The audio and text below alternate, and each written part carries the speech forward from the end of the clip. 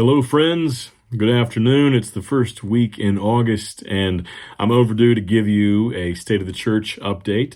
Lots has been happening at Grace Church in recent weeks, and that is going to continue to be the case in the months to come. We're getting back in the rhythm of having one unified service together on Sunday mornings. We're getting used to a regular diet of gathering as a church for events and activities throughout the week, and it's been encouraging to me. I know it's been encouraging to many of you all as well. To see so many kids and families gathered for skating and for a picnic and for water night, to see young people and adults meeting regularly to study the Bible together again. It's been encouraging to continue to see new faces gathered among us and to have folks seeking baptism and membership. Now that we've had our most recent baptism service, we are turning our attention to receiving folks into membership who've been seeking it, and by God's grace, it is a sizable group of people seeking membership. Those folks who have been very patient in seeking membership, I might add. God has blessed us generously as a church with financial stability right now, and there are a few projects in the works that should be taking place this fall. As I mentioned a few Sundays ago, we've decided to do a significant upgrade to the playground area, including new equipment, a new fence, benches, and a sheltered area for picnic tables over there. We're also about to replace the gutters on the church building and refresh a good bit with the soffits and the fascia as well, which will be a nice improvement to the exterior of the church. I'm sure that you're all aware that the situation with COVID infections in our area is uncertain right now. And there have been a number of folks in our congregation who've been exposed recently, and some have even gotten sick. Along with the rest of the world, we at Grace Church are going to go into this fall with open hands and just see how things unfold. We're going to need to continue to be gracious to one another in regards to things like mask wearing and vaccines and social distancing. But we can do that. We know that we can do that. God has helped us in doing that very thing thus far, and we have every reason to be confident that He will continue to give us grace, the grace that we need to love one another well, no matter what this fall looks like. The end of the summer is right around the corner, believe it or not, and it's time for us to start communicating with you about our plans for education here at Grace in the fall. As always, we're planning to launch our regular schedule for education ministry for all ages at the end of the summer here. What's different this time is what the specifics of that education ministry will look like.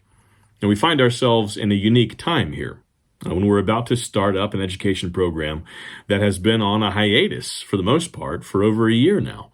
When COVID started, we had to stop pretty much everything, and since then, we've been in an extended time of uncertainty, trying to do what we can do, but without much confidence about what's coming next. Now, as painful as that has been, it's also created an opportunity for us. It's given us time and energy to stop and think about what we're doing here at Grace and why we're doing it in regards to education. And we've been trying to avail ourselves as leaders in the church of that opportunity.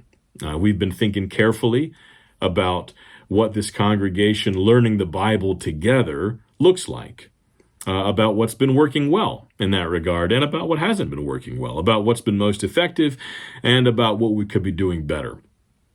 We've talked to many of you in the congregation. We've tried to hear the perspectives and consider the needs of folks in all sorts of places in life in our fellowship.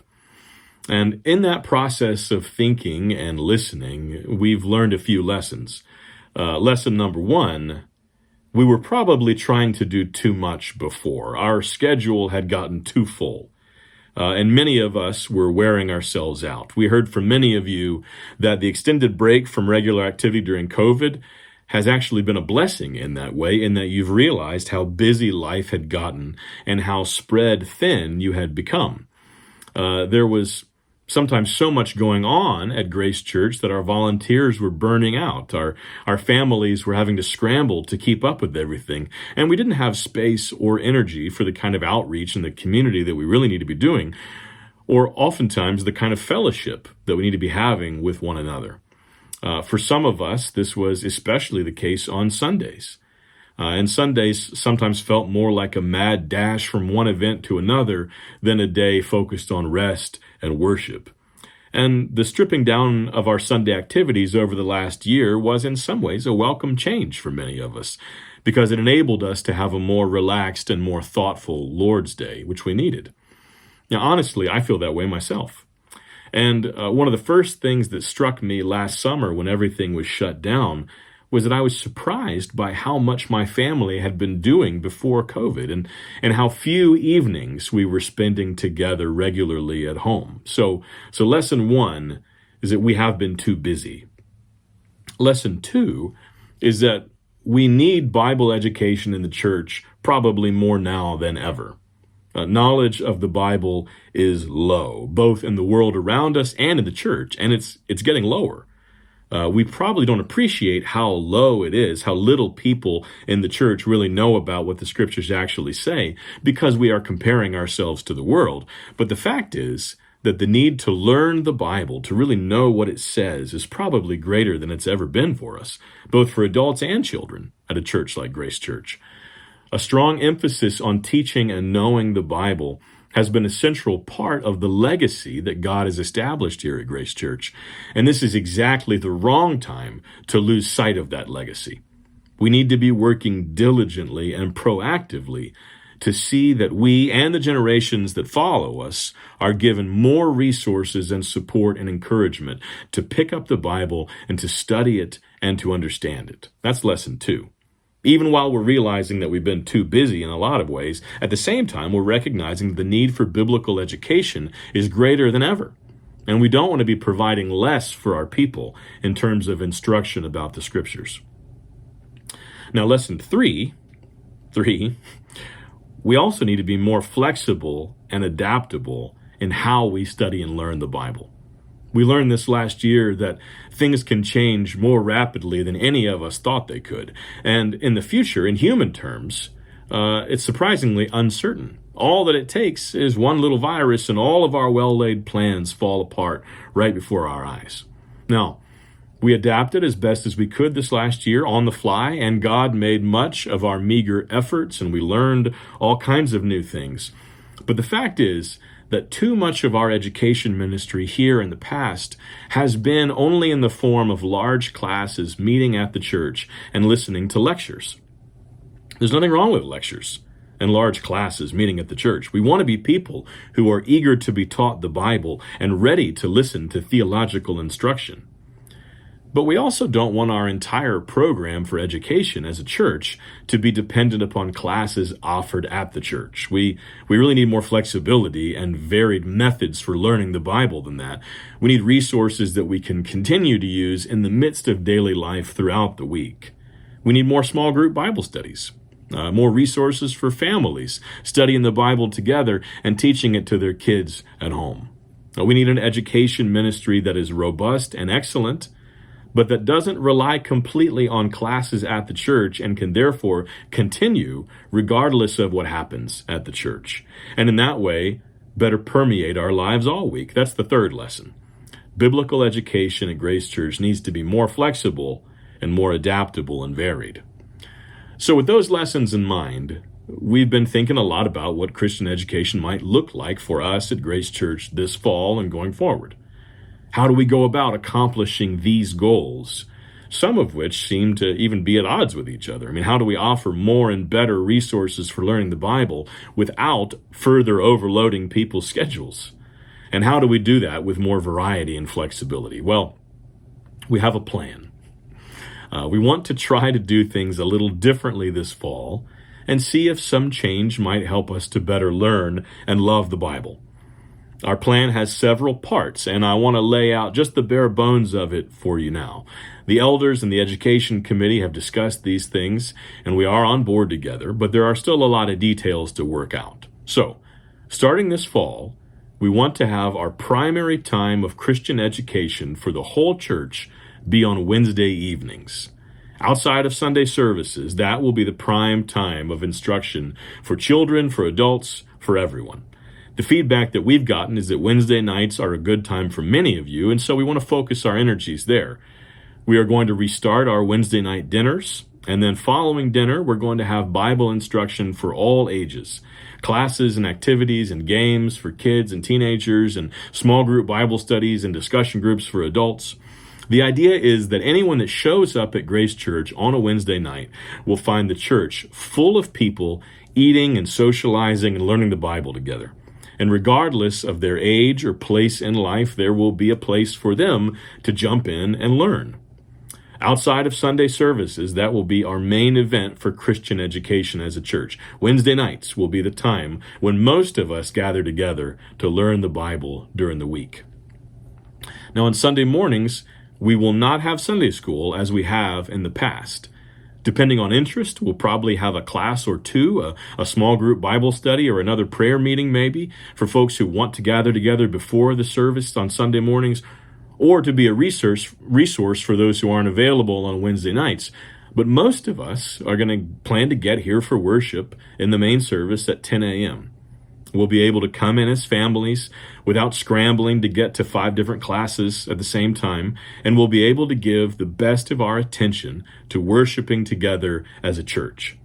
And then, after the morning service, we'll have plenty of time to fellowship and maybe share a meal with other folks and not be rushing home to get food on the table.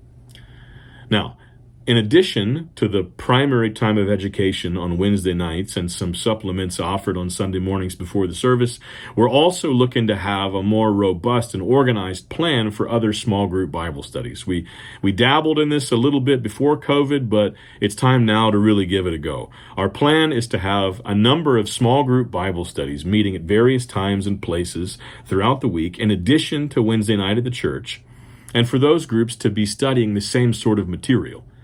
That way, folks with changing schedules and varied availability can still have opportunity to gather with brothers and sisters and study the Bible together and follow along with the same program of study.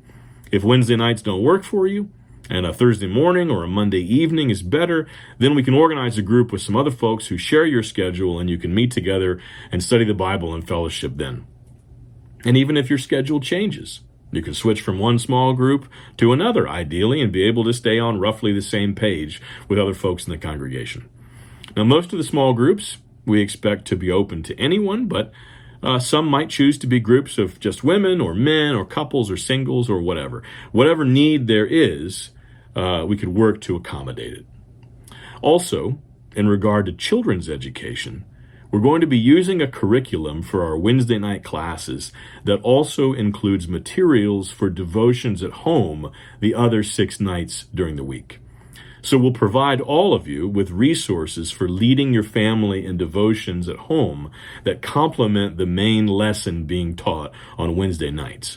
That way, the Ministry of Education isn't wholly dependent upon what gets taught here at the church, and parents and children are more engaged in the work of learning the Bible together throughout the week. Brothers, if you are like me, you want to be leading your family in worship together, but too often you don't make time to prepare, you don't know where to begin, and it just doesn't happen. This would be an already prepared resource that we hand you for you to use in leading your family, and it would be something that we're all doing together. If you meet another family in the congregation for dinner, you could sit down all of your kids together and have devotions all together as families after supper, and you'll all be on the same page because you're all following the same plan. That's the idea. That's the big picture. Biblical education together on Wednesday nights with other Bible studies and family devotions spread throughout the week. A Sunday focused on worship together as a church. Now, I know that's a lot to take in, and that is very different than what we're accustomed to. And frankly, it might not work. If it doesn't work, we will do something else. But we think this is worth trying.